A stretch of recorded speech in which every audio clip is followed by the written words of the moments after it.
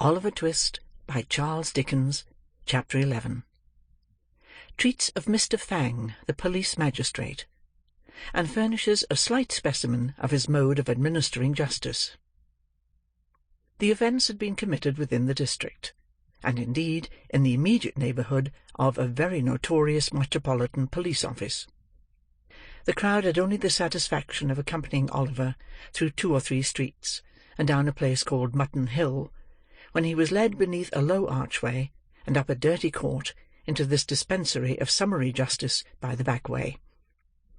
It was a small paved yard, into which they turned, and here they encountered a stout man with a bunch of whiskers on his face, and a bunch of keys in his hand. "What's the matter now?" said the man carelessly. "A young fogle hunter," replied the man who had Oliver in charge. "Are you the party that's been robbed, sir?" inquired the man with the keys. "Yes, I am," replied the old gentleman. "But I'm not sure that this boy actually took the handkerchief. I would rather not press the case." "Must go before the magistrate now, sir," replied the man. "His worship will be disengaged in half a minute. Now, young gallows." This was an invitation for Oliver to enter through a door which he unlocked as he spoke, and which led into a stone cell. Here he was searched, and nothing being found upon him, locked up. This cell was in shape and size something like an area cellar, only not so light. It was most intolerably dirty, for it was Monday morning, and it had been tenanted by 6 drunken people who had been locked up elsewhere since Saturday night. But this is little. In our station houses, men and women are every night confined on the most trivial charges. The word is worth noting. In dungeons, compared with which those in Newgate, occupied by the most atrocious felons, tried, found guilty, and under sentence of death, are palaces. Let any one who doubts this, compare the two. The old gentleman looked almost as rueful as Oliver when the key grated in the lock. He turned with a sigh to the book, which had been the innocent cause of all this disturbance. "There is something in that boy's face," said the old gentleman to himself as he walked slowly away, tapping his chin with the cover of the book in a thoughtful manner. "Something that touches and interests me. Can he be innocent? He looked like... By the by," exclaimed the old gentleman, halting very abruptly, and staring up into the sky, "bless my soul, where have I seen something like that look before?" After musing for some minutes, the old gentleman walked with the same meditative face into a back ante-room opening from the yard, and there retiring into a corner, called up before his mind's eye a vast amphitheatre of faces, over which a dusky curtain had hung for many years. "No," said the old gentleman, shaking his head, "it must be imagination." He wandered over them again. He had called them into view, and it was not easy to replace the shroud that had so long concealed them. There were the faces of friends and foes, and of many that had been almost strangers, peering intrusively from the crowd. There were the faces of young and blooming girls that were now old women. There were faces that the grave had changed and closed upon, but which the mind, superior to its power, still dressed in their old freshness and beauty, calling back the lustre of the eyes, the brightness of the smile, the beaming of the soul through its mask of clay, and whispering of beauty beyond the tomb, changed but to be heightened, and taken from earth only to be set up as a light, to shed a soft and gentle glow upon the path to heaven. But the old gentleman could recall no one countenance of which Oliver's features bore a trace. So, he heaved a sigh over the recollections he awakened, and being, happily for himself, an absent old gentleman, buried them again in the pages of the musty book. He was roused by a touch on the shoulder, and a request from the man with the keys to follow him into the office. He closed his book hastily, and was at once ushered into the imposing presence of the renowned Mr. Fang. The office was a front parlour with a panelled wall. Mr. Fang sat behind a bar at the upper end, and on one side the door was a sort of wooden pen, in which poor little Oliver was already deposited, trembling very much at the awfulness of the scene. Mr. Fang was a lean, long-backed, stiff-necked, middle-sized man, with no great quantity of hair, and what he had, growing on the back and sides of his head. His face was stern and much flushed. If he were really not in the habit of drinking rather more than was exactly good for him, he might have brought action against his countenance for libel, and have recovered heavy damages. The old gentleman bowed respectfully, and advancing to the magistrate's desk, said, suiting the action to the word, "That is my name and address, sir." He then withdrew a pace or two, and, with another polite and gentlemanly inclination of the head, waited to be questioned. Now, it so happened that Mr. Fang was at that moment perusing a leading article in a newspaper of the morning, adverting to some recent decision of his, and commending him, for the 350th time, to the special and particular notice of the Secretary of State for the Home Department. He was out of temper, and he looked up with an angry scowl. "Who are you?" said Mr. Fang. The old gentleman pointed, with some surprise, to his card. "Officer," said Mr. Fang, tossing the card contemptuously away with the newspaper, "who is this fellow?" "My name, sir," said the old gentleman, speaking like a gentleman, "my name, sir, is Brownlow. Permit me to inquire the name of the magistrate who offers a gratuitous and unprovoked insult to a respectable person under the protection of the bench?"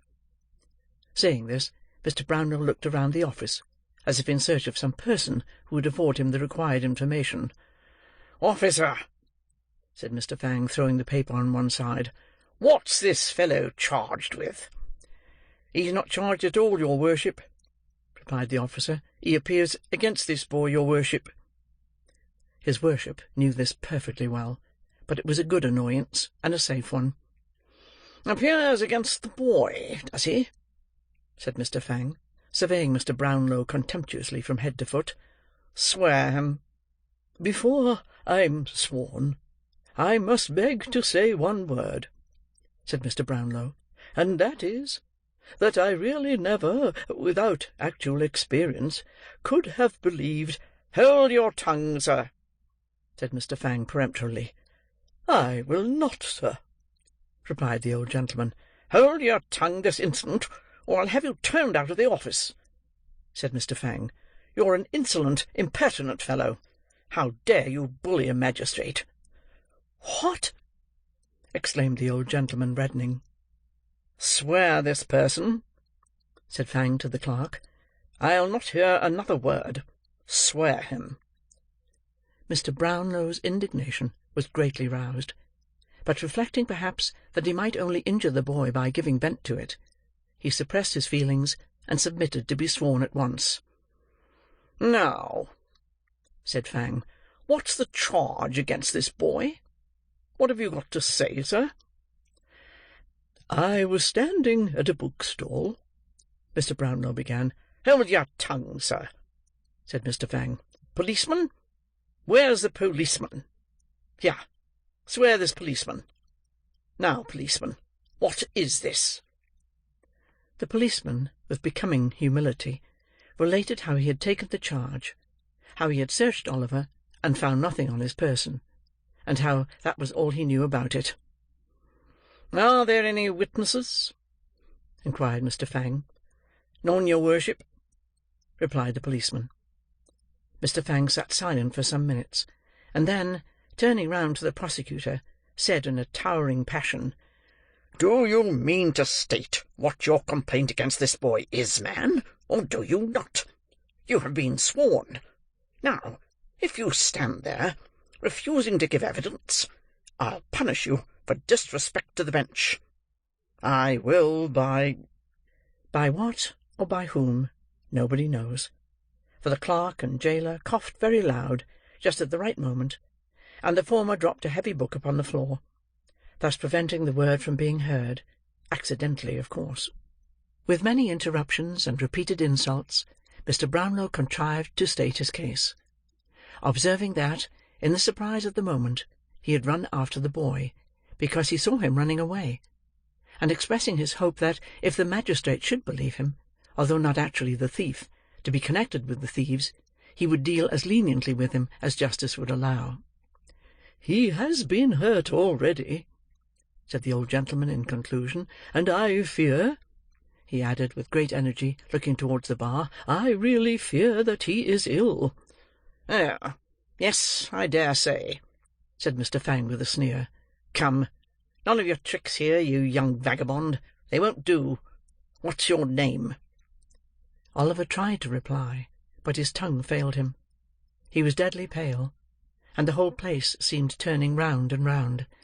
"What's your name, you hardened scoundrel?" demanded Mr. Fang. "Officer, what's his name?" This was addressed to a bluff old fellow in a striped waistcoat, who was standing by the bar. He bent over Oliver, and repeated the inquiry; but finding him really incapable of understanding the question, and knowing that his not replying would only infuriate the magistrate the more, and add to the severity of his sentence, he hazarded a guess. "He says his name's Tom White, your worship," said the kind-hearted thief-taker. "Oh, he won't speak out, won't he?" said Fang. "Very well, very well. Where does he live?" "Where he can, your worship," replied the officer, again pretending to receive Oliver's answer. "Has he any parents?" inquired Mr. Fang. "He says they died in his infancy, your worship," replied the officer, hazarding the usual reply.